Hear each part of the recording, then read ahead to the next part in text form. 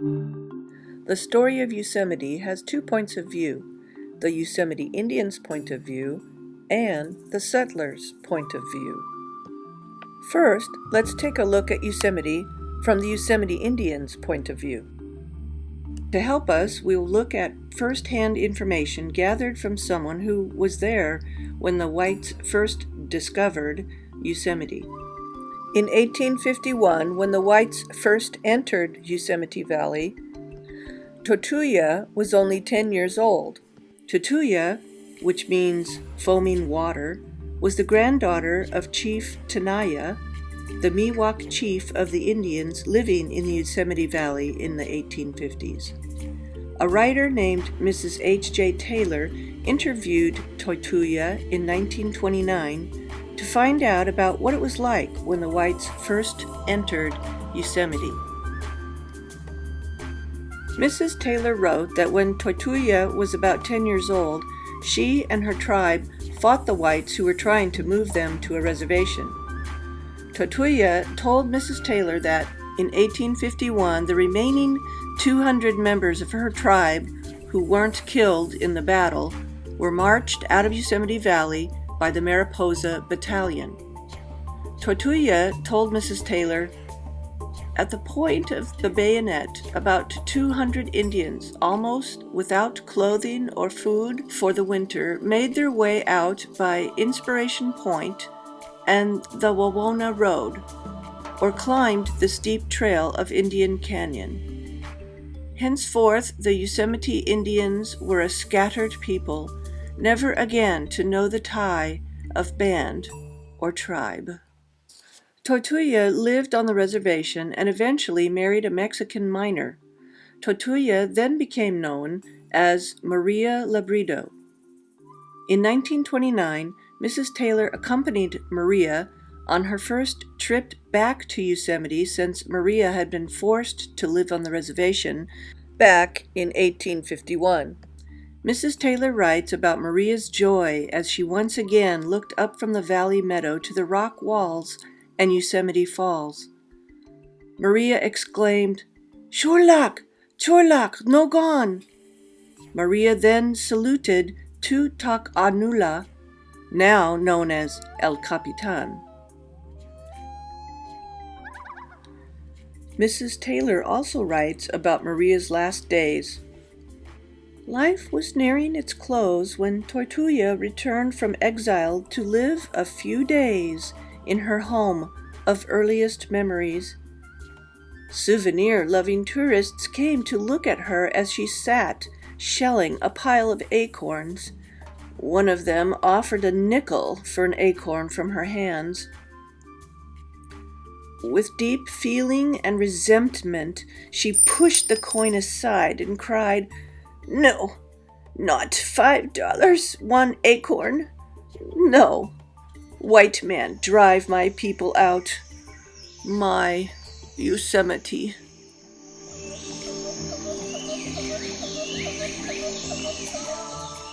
The Yosemite story also has a second point of view, that of the whites. The following first and second-hand accounts were written by Lafayette Bunnell, a gold miner in the 1850s.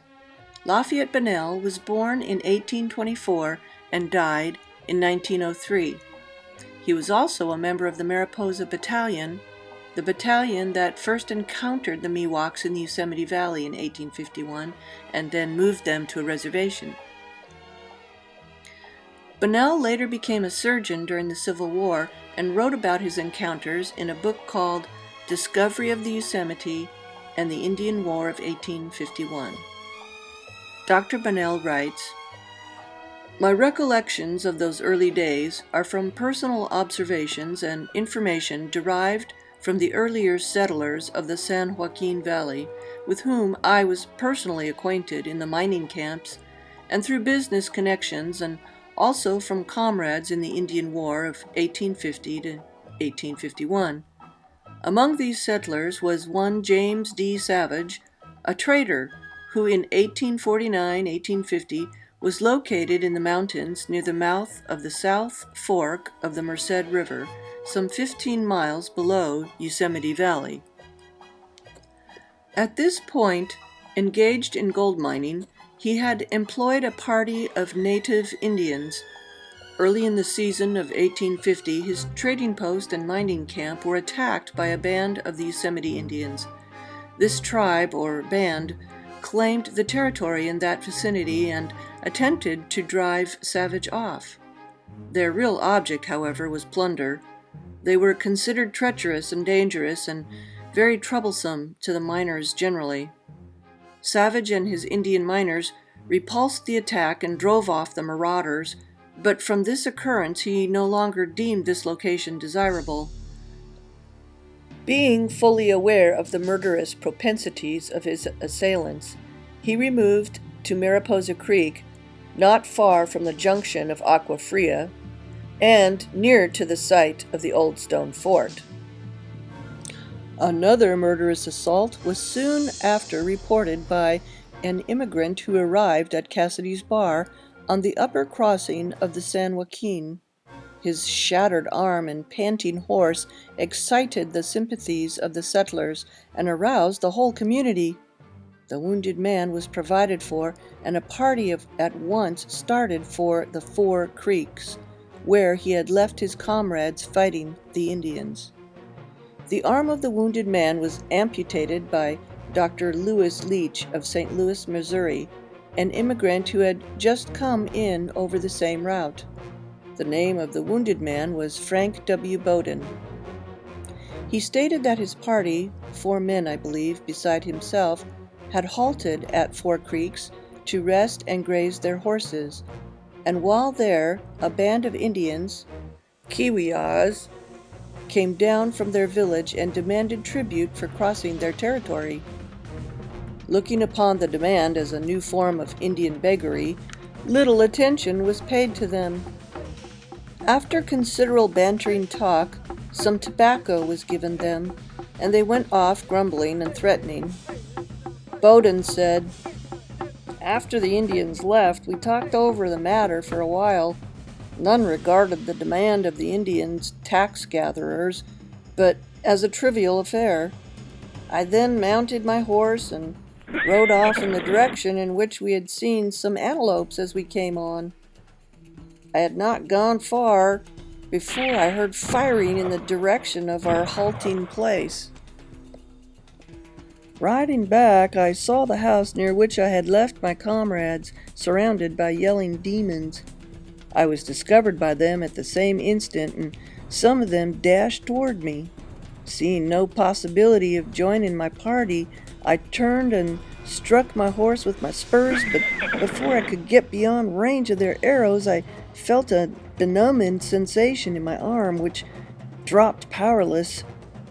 Seeing that my arm was shattered or broken, I thought I would give them one shot at least before I fell into their hands. Checking my horse with some difficulty, I turned so as to rest my rifle across my broken arm and took sight on the nearest of my pursuers, who halted at the same time." Dr. Bunnell goes on to explain that after Bowden unfolded his story to the men at Cassidy's Bar, a party of men went out to the place of attack. There they found the mangled bodies of Bowden's 4 companions.